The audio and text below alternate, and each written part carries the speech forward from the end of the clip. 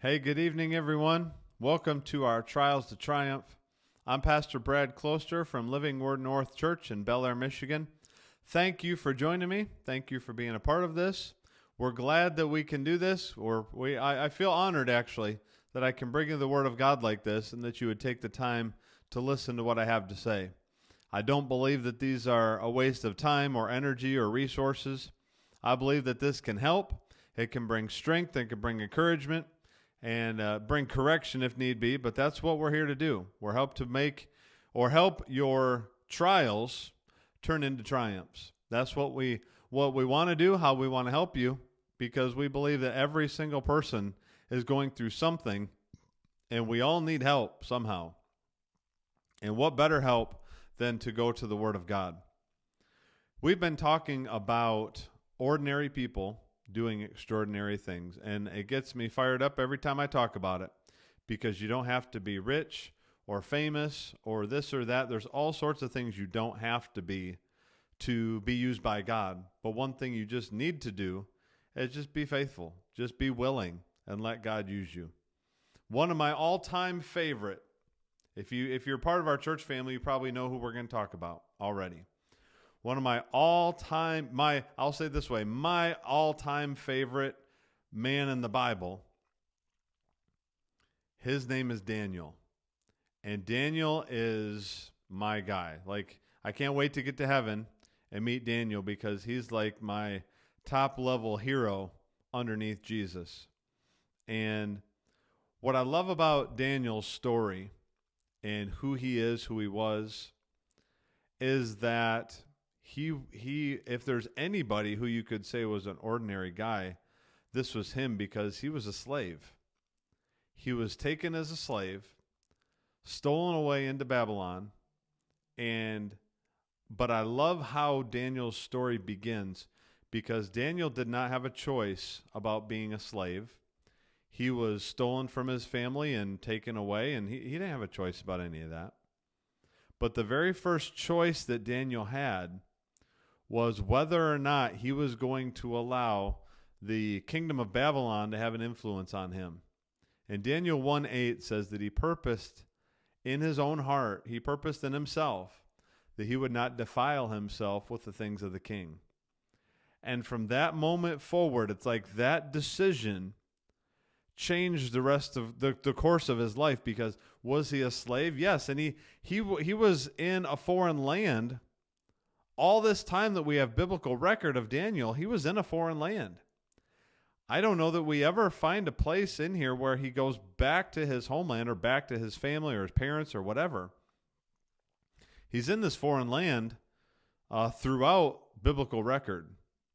And so I don't know that he ever, maybe he does, but we just don't have record of it, going back to his homeland. But see, Daniel lived life as Mr.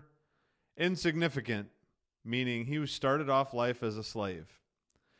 But as things began to progress, and Daniel became favored in the eyes of God and eyes of man because of who he was and because of the stance he took for righteousness. I'm actually going to read this because I want to make sure that I don't interpret it, or I just want to read it exactly how it is, because I want you to see what Daniel did to get from slave boy to his advancement in the kingdom, natural and spiritual. Daniel 6, starting in verse 3, said, "This Daniel distinguished himself above the governors and satraps." So not only was he one of the ones in charge of the whole nation, but then he distinguished himself above them. So in other words, here's everybody, here's the leaders, here's the specialty leaders where Daniel was, and Daniel was even above them. Why? Because of his character. Look at what it says. "Because an excellent spirit was in him, and the king gave thought to setting him over the whole realm. So the governors, satraps, sought to find some charge against Daniel concerning the kingdom, because they could find no charge or fault, because he was faithful, nor was there any error or fault found in him." Now, this is pretty amazing stuff, because these guys who wanted to bring Daniel down had no ability, no ability to bring him down based on anything other than the way he served God. He was excellent. He had an excellent spirit. He distinguished himself. He was better than everybody at everything. I mean, that's pretty cool. And he did that day after day after day after day after day, till the point where they could literally said, well, we would love to get rid of this guy, but we can't find any way to get rid of him other than we got to mess with the way he serves God, because he's so faithful with that. He's so true with that would really be the only fault we can find in him, is that he's going to put his God and the things of his God above the things of the kingdom of Babylon. You know, it doesn't take much, even in our culture today. We're not living in historic Babylon, but I would say a lot of the things that we see and what goes on in our culture aren't a whole lot different than some of the things that went on in that day. It doesn't take much anymore for you to distinguish yourself through your excellence, through your character, through your speech, through your heart, through your motives. It doesn't take long to distinguish yourself anymore, and you're going to find ways. Promotion is going to find you if you're faithful. Increase is going to find you if you're doing what you're supposed to do. Now, yeah, there may be people that don't like it. There may be people who aren't a fan of what you're doing, but God is. God rewarded Daniel. Daniel, yes, he went to the lion's den.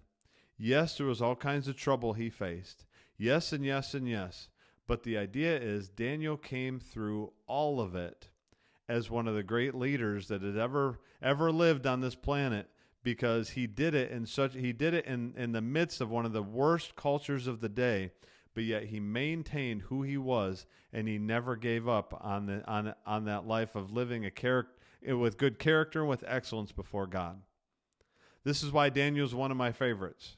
I would challenge you and me, I'll be in on this challenge, that we decide for ourselves that nothing is going to change who we are for God. Nothing's going to change who we are for God.